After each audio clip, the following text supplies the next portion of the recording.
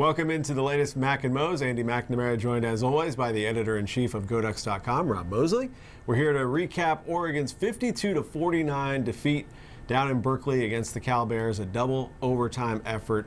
Rob, this one was, the way it started, it was disastrous to start. 21-0, the Ducks go down. Nothing was going right defensively. Offensively, they couldn't get things clicking. A couple big plays called back because of penalties, or in one case, a player was ruled out of bounds. It just, nothing was going right. And then as this game progressed, and in the second half, it seemed like a different Oregon team, a team that started to get some confidence. And despite the defeat, I think there was disappointment, obviously, but going into this next week and the rest of the season, I think there are tangible things that this team can take away from this game. Yeah, I totally agree. Between halftime at Washington State through the full Washington game, then the first half at Cal, you have two full games of really disappointing football where you started to think that things were going to be really bleak the next few weeks. And then things change. The script gets flipped in the second half. The defense is feeding off the offense, which is making some plays, and that's kind of the Oregon we've always known, where the offense is putting up a lot of points and the defense is drawing energy from that and getting some timely stops. Still not seeing turnovers, which would be nice to see, but that second half at Cal is certainly something to build on. Who would have thought 2 months ago we'd be talking in those terms? But you got to view the season through the current prism, and that's where things are at. This is still a team with there's wins out there on the schedule over the next few weeks. First half at Cal didn't look like they were going to be able to get any. Second half at Cal, you start to think, all right, maybe some things are starting to roll the right direction. Justin Herbert making his second career start. He's a true freshman. This is a kid that was playing high school baseball 100 days ago.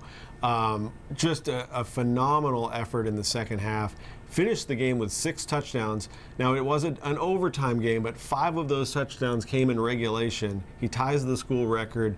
The game ends on the lone turnover. When you think of the number of plays that were run by both sides on offense, and there was one turnover, unfortunately, it was on Oregon's side, and it was Herbert throwing an interception. But at that moment, I've never really seen anything like this. Normally, the emotion immediately is, oh, devastation, we just lost the game. But you see coaches and players rushing to Herbert to bring him up and to console him, knowing that he's hurting.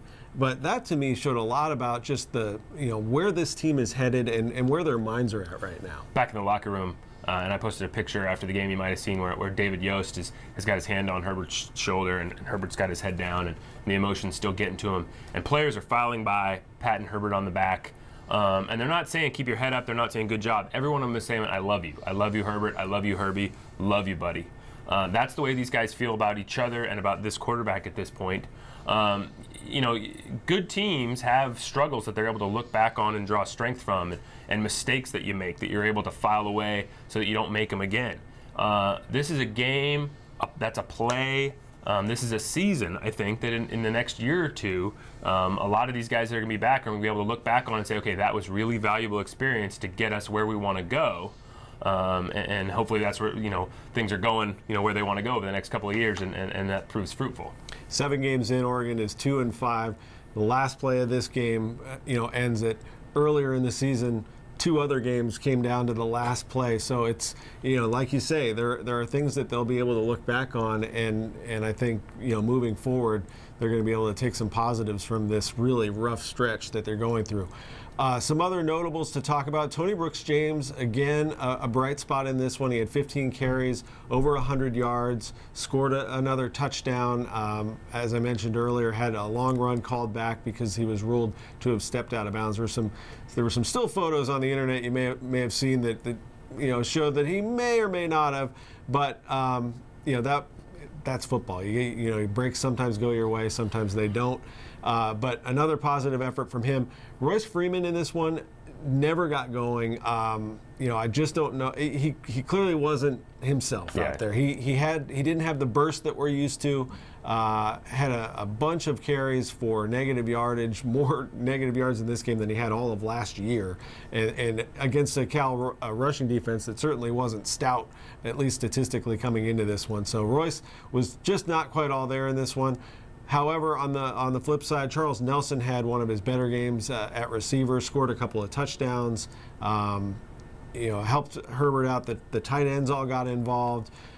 3 tight ends with touchdowns in the same game, different tight ends, Evan Bayless, Johnny Munt, Pharaoh Brown, and credit to Herbert for being able to find those guys. And then defensively in this one, the way things started, it couldn't have been worse. And then at the end of the game, as you mentioned, some key plays, some key stops, and this is after guys have been on the field, in some cases for 90, 100 plays. I was amazed that they had anything left in the tank to even be able to line up properly at the end of this game, yet they were able to come up with some big stops. There's some decisions I'm sure the Cal coaching staff is looking back on today in the third quarter thinking, hey, we might have been able to go for it in this situation or that situation and keep the ball moving, where Cal kind of played into Oregon's hands a little bit.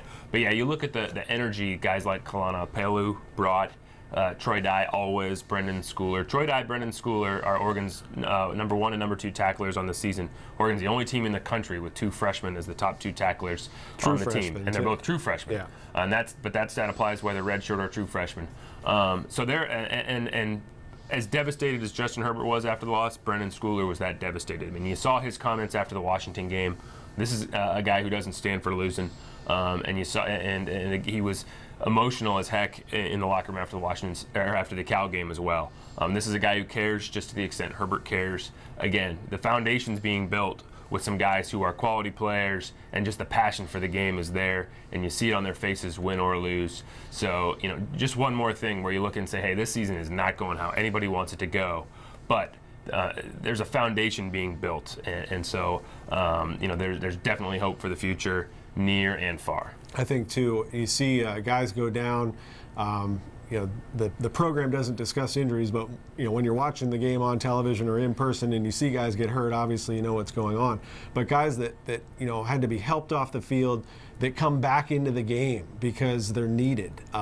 We saw it earlier in the year with Johnny Reagan. Had to be carried off, and then by the end of the game, he's back in there. I mean, these guys, I think they care more than most people realize, and it's starting to. I think that's starting to show more just the character of this group. Yeah, becoming a little contagious. Drayton Carlberg was the best example from this game. Hurts one leg, has to get helped off, ends up getting helped off the field again because he hurts the other leg. The whole defensive line, Rex Manu, Austin Malawata, those guys are playing hurt pretty much the whole year. Gary Baker, a guy who was with the scout team to begin last week because of some injury stuff, got called up with the travel squad like Tuesday or Wednesday of last week. Ends up having 5 tackles in that game, was on the field late in the game. I was standing next to Phil Knight for the overtime period, and he's talking about, hey, Gary Baker, that guy looks like he's a player. So, Gary Baker, you made an impression with some important people. But, you just got to plug holes wherever you can and try to move forward. And Gary Baker's a guy who stepped up and I think took advantage of the opportunity he was given. Well, we're past the midpoint of the season. As I mentioned, Oregon now 2-5 on the year, but some winnable games still left on the schedule. It's an odd year in the Pac-12, so I think that there are no givens at this point. When you look up and down the schedule, you look up and down the standings, you see some teams on top and some teams on the bottom that you're just not used to seeing in those positions. But that's where we're at. So it's I think it's going to be an entertaining year. I think there's still a lot that can certainly be taken away by this Oregon team, and they've got Arizona State up on the schedule. This is a team that got off to a quick start in terms of reeling off 5 wins really fast. They've kind of fallen on some tougher times now, and coming off a loss coming into Autzen Stadium. It's a 2 o'clock game on Pac-12 Network. Rob and I will be back later in the week to preview it. The Ducks and the Arizona State Sun Devils. That's a 2 o'clock game on Pac-12 Network. Until next time, if you have questions for us, you can get to us on Twitter. I am at McNamara UO. He is at Duck Football. We'll see you.